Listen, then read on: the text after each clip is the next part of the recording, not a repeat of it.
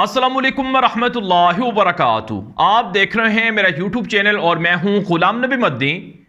नाज़रीन किराम, गद्दार फांसी से डर गए हैं। गद्दारों को अपनी सियासी मौत नजर आ रही है। उनके आगे और उनके पीछे उनका कोई मुस्तकबिल नहीं है। अब जाएं तो जाएं कहां? अवाम में जाते हैं तो चोर चोर के नारे सुनना पड़ते हैं। अवाम में जाते हैं तो अवाम गिरबान पकड़ते हैं कि तुमने पाकिस्तान को लूटा, तुमने पाकिस्तान को तबाह किया और तुमने पाकिस्तान को 35 सालों से अमरीकी गुलामी के अंदर धकेल कर पाकिस्तान की 22 करोड़ अवाम का सौदा किया। अवाम जानती है कि इन्होंने अमरीका के रजीम चेंज ऑपरेशन में शामिल होकर पाकिस्तान के मफादात का सौदा किया। अवाम जानती है कि ये वो लोग हैं जिन्होंने 3 महीनों के अंदर पाकिस्तान में बिजली गायब कर दी, 15 से 20 घंटे लोड शेडिंग पर मुल्क को ले आए। अवाम जानती है कि इन्होंने डॉलर को 250 रुपए तक पहुंचा दिया, पेट्रोल नायाब कर दिया, डीजल नायाब करवा दिया, पाकिस्तान के किसानों को इन्होंने तबाह कर दिया, फसलें तबाह कर दी। अवाम जानती है कि पाकिस्तान की टेक्सटाइल मिलें बंद कर दी और अवाम जानती है सनतें तबाह कर दी। अवाम जानती है कि ये वो लोग हैं जिन्होंने 3 महीनों के अंदर पाकिस्तान को उजाड़ कर रख दिया। $7.5 अरब पाकिस्तान के असासे इन्होंने उड़ा दिए और ये इनकी अय्याशियों पर, दौरों पर यह सारा पैसा खर्च हुआ। इसलिए ये जो गद्दार हैं, जो अमेरिका की रजीम चेंज ऑपरेशन में शामिल हुए, इन्हें पता है कि अब हम जाएं तो जाएं कहां? हुकूमत में हम नहीं रह सकते क्योंकि अवाम ने हमें मैंडेट नहीं दिया हुआ है। और अगर हमने हुकूमत नाजायज तरीकों से हासिल की है तो अब अवाम हमें पहचान चुकी है, अवाम अपना हक लेना चाहती है और अवाम हमारे गिरबान पकड़ रही है। हमारे गिरबानों से पकड़कर अवाम हमें ईवानों से बाहर निकाल रही है। इसलिए इनको बड़ी तकलीफ है कि जाएं तो जाएं कहां? ना इलेक्शन लड़ सकते हैं, चुनाचे इलेक्शन का बाइकआउट कर दिया, इलेक्शन से भाग गए, और ना ही अदालतों में अपने मुकद्दमात का, अपने किए हुए आमाल का ये किसी भी तरह से सामना कर सकते हैं। इस वजह से अदालतों से भी भाग गए हैं। जो ताज़ा तरीन खबर सामने आ रही है कि इंपोर्टेड हुकूमत ने रात गए प्रेस कॉन्फ्रेंस करते हुए धमकियां दी हैं, तड़ियां लगाई हैं और जजों को कहा है कि हम तुम्हारे फैसले नहीं मानते। सुप्रीम कोर्ट ऑफ पाकिस्तान के जो मुअज़्ज़ज़ चीफ जस्टिस हैं उमर अता बंदियाल, हम ना तो आपको मानते हैं, ना आपकी अदालत को मानते हैं, ना ही आपके फैसलों को मानते हैं। सुप्रीम कोर्ट का ही बाइकआउट कर दिया और कहा कि कल जो 10:30 बजे 11 बजे जो समाअत हो रही है सुप्रीम कोर्ट के अंदर, हमजा शहबाज के गैर आईनी, गैर कानूनी जालसाजी से बनने वाले वजीर आला की जो एक गैर कानूनी रूलिंग थी डिप्टी स्पीकर की, उस हवाले से जो मुकदमे की समाअत है, हम वो समाअत में नहीं जाएंगे, हमने उसका बाइकआउट कर दिया है। मौलाना फजलुर रहमान, जिसकी अपनी एक सीट भी नहीं है पंजाब के अंदर, मौलाना फजलुर रहमान की जमात को कोई वोट नहीं देता, कोई एक सीट नहीं है मौलाना फजलुर रहमान के पास। वो पंजाब का गॉड फादर बना हुआ है। पंजाब के अंदर मौलाना फजलुर रहमान, बल्कि पंजाब क्या, कौमी असम्बली के अंदर भी मौलाना फजलुर रहमान की कोई हैसियत नहीं है, एक सीट भी नहीं है। और वो इन सब को अपने पीछे लगाकर वो फौज को भी तड़ियां लगा रहा है। आज की प्रेस कॉन्फ्रेंस में फौज का भी नाम लिया और अदलिया को भी तड़ियां लगा रहा है कि हम आपको नहीं मानते हैं, आपके फैसले को भी नहीं मानते हैं और आप जो मर्जी फैसला सुनाएं हम आपको नहीं मानेंगे। ये मौलाना फजलुर रहमान ने इन सबको अपने साथ लगाया हुआ है। और जो पीपल्स पार्टी है, आसिफ जरदारी तो मुल्क छोड़कर भाग गया है। उसे पता है मेरी तो कोई हैसियत नहीं है, मुझे तो अपने शहर लाड़काना में कोई वोट नहीं देता है, मैं तो साजिशें करके, बंदे खरीद के, ब्लैकमेलिंग करके, डाके डालकर, चोरी करके मैंने तो पैसा बनाया हुआ है और इसके जरिए से ही मैं सियासत करता हूं। उसे तो पता है कि मेरे साथ तो अवाम नहीं है, इसलिए वो भाग गया है। नून लीग को भी पता है कि हमने लिबर्टी में लोगों को बुलाया, लोग नहीं आए, लोग हमारे खिलाफ हैं, तो उन्हें पता है अपनी हैसियत का, इसलिए उन्होंने मौलाना फजलुर रहमान को आगे किया हुआ है कि आप आगे आए, आप हमारे इस वक्त आप सरदार हैं और आप चूंकि लोगों को बेवकूफ़ बना सकते हैं, आप अपने मदरसे के बच्चों को और बाकी के लोगों को आप अपने साथ शामिल करके कम अज़ कम सड़कों पर ले आएंगे, जिससे जो हुक्मरान हैं वो डर जाएंगे, जिससे रियासत डर जाएगी। इसलिए आप आगे आगे रहें और अगर आप आगे नहीं होंगे तो आपके बेटे की वजारत भी खतरे में पड़ जाएगी। चुनाचे नाज़रीन किराम, आज रात इन्होंने इस्लामाबाद के अंदर खड़े होकर पाकिस्तान की सुप्रीम कोर्ट का बाइकआउट कर दिया है कि हम इस मुकदमे में नहीं जाएंगे, क्योंकि फुल कोर्ट नहीं बनाया गया। अब फुल कोर्ट ना बनाने की मुख्तलिफ वजूहात हैं। सबसे बड़ी वजह यह है कि यह कोई पेचीदा मसला है नहीं, यह सीधा सा मामला है कि डिप्टी स्पीकर ने कहा कि मैंने सुप्रीम कोर्ट के फैसले की रोशनी में यह रूलिंग दी है कि काफ लीग के 10 वोट रिजेक्ट होते हैं। सुप्रीम कोर्ट कहती है कि हमने कहां लिखा हुआ है कि आप पार्टी के हेड की डायरेक्शन मानकर जो पार्लिमानी पार्टी होती है उसके खिलाफ फैसला दे दें। हमने कहां लिखा हुआ है? सिंपल सी बात है। अब एक तो वजह यह थी कि पेचीदा मसला नहीं है कि फुल कोर्ट बनाया जाए, दूसरी वजह यह है कि फुल कोर्ट बनाने से ये लोग अपने मफादात समेटना चाहते हैं। सुप्रीम कोर्ट ने कहा कि हमारे तो जज ही नहीं हैं, यहां पर छुट्टियों पर गए हुए हैं, सितंबर के अंदर सारे जज आएंगे, अदालती नया साल होता है, तब फुल कोर्ट बन सकता है। तो 2 महीने तक क्या पाकिस्तान को ऐसे ही हमजा शहबाज जैसे जालसाजी के जरिए से बनने वाले वजीर आला के सुपुर्द कर दिया जाए? यह बहुत बड़ा जुल्म है।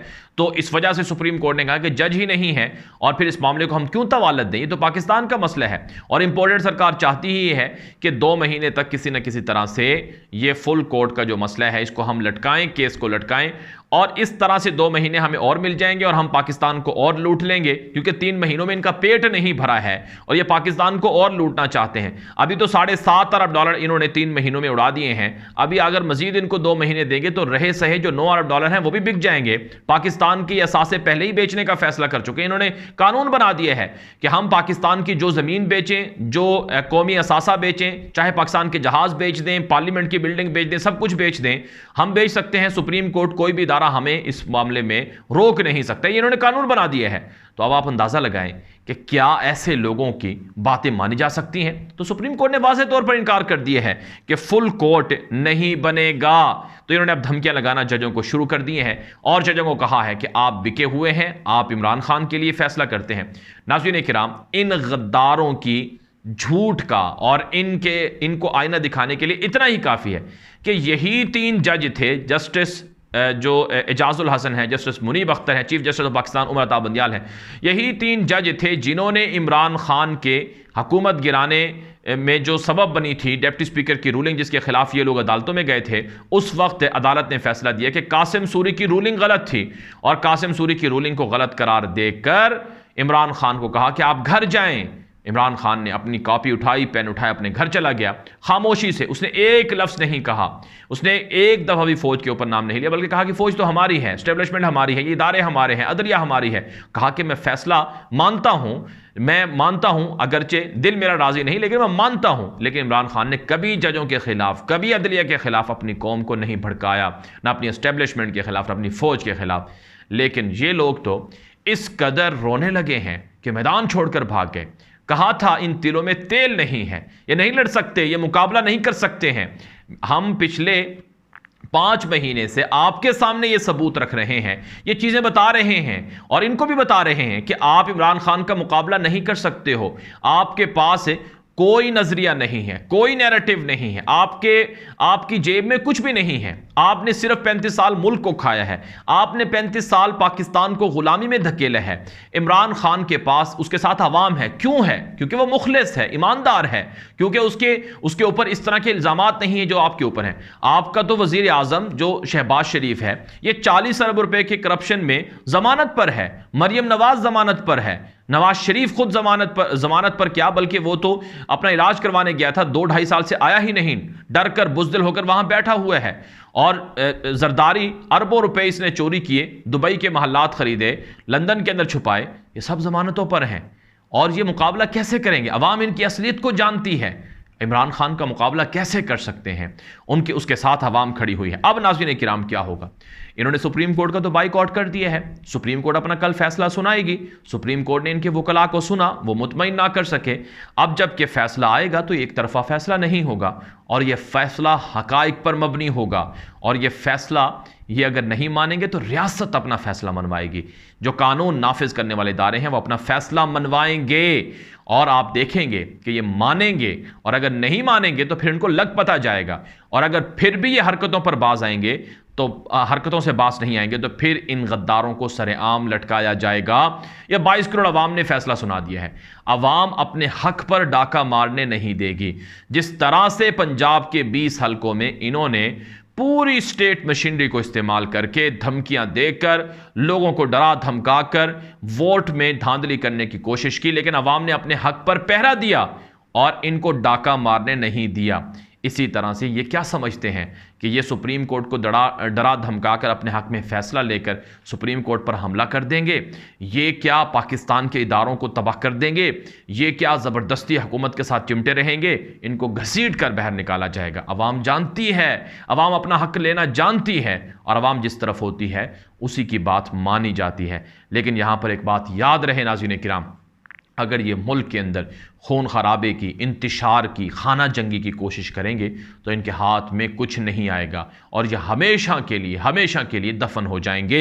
इसलिए इससे पहले कि अमरीकी साजिश ही ये थी कि ये मुल्क को लड़ा दिया जाए, खाना जंगी हो, फसादात हों, इनका खून बहे और उनकी मुल्क की इकॉनमी, अब क्या हो रहा है, अनस्टेबिलिटी है, अनसर्टेनिटी है, जिसकी वजह से मुल्क के अंदर मईशत तबाह हो, रोज़ाना रुपया डिवैल्यू हो रहा है, डॉलर बढ़ रहा है। लेकिन याद रखें नाज़रीन किराम, हक वाले हमेशा जीतते हैं, बातिल साजिशें करते करते करते मर जाते हैं, डर जाते हैं। यहां पर उन लोगों को समझ लेना चाहिए कि सांपों को दूध पिलाकर तुमने जो दुबला पतला किया है, इनको मोटा ताजा किया है, इन सांपों ने तुम्हें डसना शुरू कर दिया है। कब तक तुम सांपों को पालते रहोगे? खुदारा इनसे निजात हासिल करें। ये ब्लैकमेलर्स हैं, ये लोगों को डराते हैं, ये धमकाते हैं, ये रोते हैं, और फिर ये जब इनके पास कुछ नहीं होता पहले खरीदने की कोशिश करते हैं, मैच फिक्स करते हैं, जब मैच फिक्स नहीं होता तो फिर डराते हैं, फिर धमकाते हैं, प्रेशराइज करते हैं, कत्ल भी कर देते हैं, मार भी देते हैं, और जब कुछ नहीं होता तड़ियां लगाते हैं, धमकियां देते हैं, और फिर आखिर में जब कुछ भी नहीं होता तो ये मैदान छोड़कर भाग जाते हैं और फिर बाहर बैठकर साजिशें करते हैं। इंशाअल्लाह हक जीतेगा, बातिल हारेगा, और पाकिस्तान को नुकसान पहुंचाने वाले कभी कामयाब नहीं होंगे। ये वीडियो आम कर दें ताकि मज़ीद लोग ये मालूमात हासिल कर सकें। मज़ीद खबरों के लिए मेरा यूट्यूब चैनल है गुलाम नबी मद्दी, उसे फॉलो करें। हमारा व्हाट्सएप ग्रुप है, उस पर आप मैसेज कर सकते हैं, उसमें शामिल हो सकते हैं। हमारा ट्विटर अकाउंट है जो कि गुलाम नबी मद्दी के नाम से, उसे फॉलो कर लें। अब तक के लिए इतनी इजाज़त दीजिए। अस्सलामु अलैकुम व रहमतुल्लाहि व बरकातहू।